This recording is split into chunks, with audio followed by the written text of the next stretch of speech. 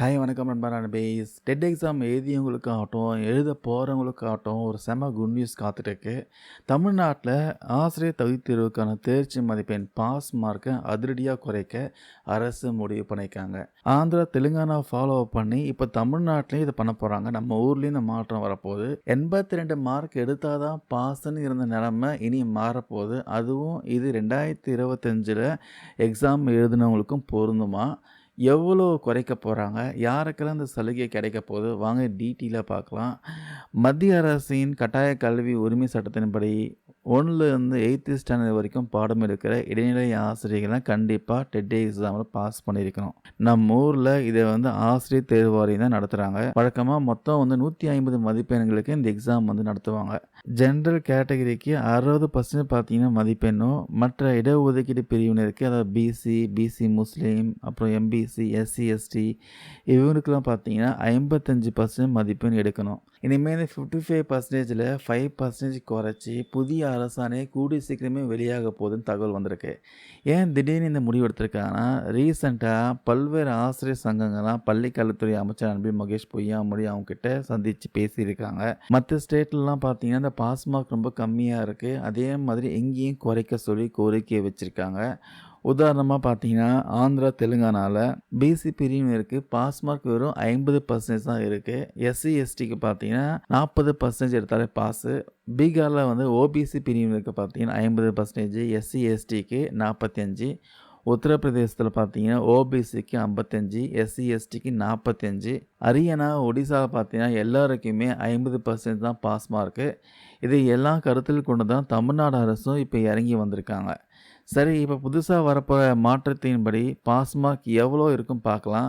ஆந்திரா மாடலை ஃபாலோ பண்ணி PC, MBC வகுப்பினருக்கு பார்த்தீங்கன்னா பாஸ் மார்க்கு 50% ஆக்கப்படலாம் சொல்கிறாங்க. அதாவது 150க்கு 75 மார்க் எடுத்தாலே பாஸ்ன்னு சொல்கிறாங்க. முன்னாடி 82.5 இருந்துச்சு. அதுக்கப்புறம் எஸ்சி, எஸ்டி வகுப்பினருக்கு பார்த்தீங்கன்னா பாஸ் மார்க்கு 40% குறைக்கப்படலாம் தகவல் வந்திருக்கு. அதாவது 150க்கு 60 மார்க் எடுத்தாலே பாஸுங்க. கடந்த நவம்பரில் நடந்த எஸ்சி வகுப்புகளுக்கான சிறப்பு தேர்வில் ஏற்கனவே பார்த்தீங்கன்னா 40% தான் நிர்ணயிக்கப்பட்டிருந்துச்சு. அதோட முடிவும் இன்னும் வராமல் இருக்குது. இதில் முக்கியமான ஹைலைட் என்னென்னா, இந்த 5% மதிப்பெண் குறைப்பை ஏற்கனவே நடந்து முடிஞ்ச 2025 டெட் எக்ஸாம் இருந்தே அமல்படுத்த அரசு திட்டமிட்டிருக்காங்களாம். அப்படின்னா ரிசல்ட் வரும்போது நிறைய பேர் பார்த்தீங்கன்னா பாஸ் ஆகிறதுக்கு வாய்ப்பு பிரகாசமாக இருக்குது. அதனால் தேர்ச்சி பெறும் ஆசிரியர்கள் எண்ணிக்கை பார்த்தீங்கன்னா இன்னும் அதிகமாக போகுது.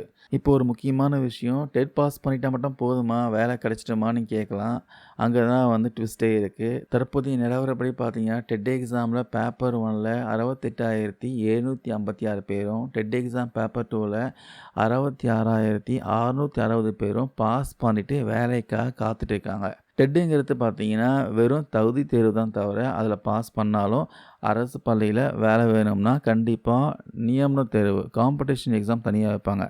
அதில் கண்டிப்பாக எக்ஸாம் எழுதி பாஸ் பண்ணி ஆகணும். ஸோ பாஸ் மார்க் குறையிறது ரொம்ப சந்தோஷமான விஷயந்தான். ஆனால் போட்டி இன்னும் அதிகமாக போகுது, அதுதான் அர்த்தம். முன்னாடிலாம் டெட் எக்ஸாமுக்கான சர்டிஃபிகேட்லாம் 7 வருஷம் தான் வேலிடிட்டி. ஆனால் இப்போ அது வாழ்நாள் முழுதும் செல்லும் சொல்லிட்டாங்க, மாற்றிட்டாங்க.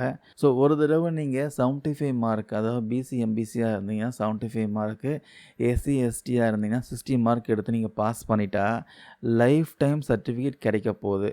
அரசாணை வந்த உடனே போட்டித் தேர்வுக்கு படிக்க ஆரம்பிச்சிடுங்க.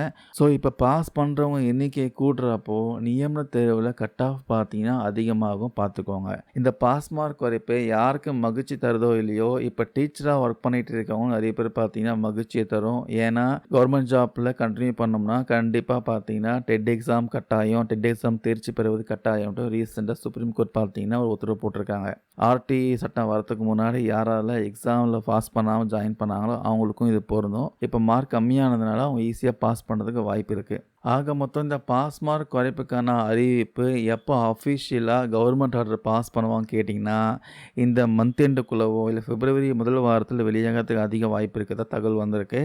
இந்த பாஸ் மார்க் குறைப்பு போதுமா, இல்லை நியமன தேர்வை ரத்து செய்யணுமா? கமெண்ட்ஸில் கருத்துக்களை பதிவு பண்ணுங்கள். இந்த பதிவை நான் ஷேர் பண்ண தகவல் யூஸ்ஃபுல்லாக இருக்கும்னு நினைக்கிறேன். தேங்க்யூ நண்பா, நண்பீஸ்.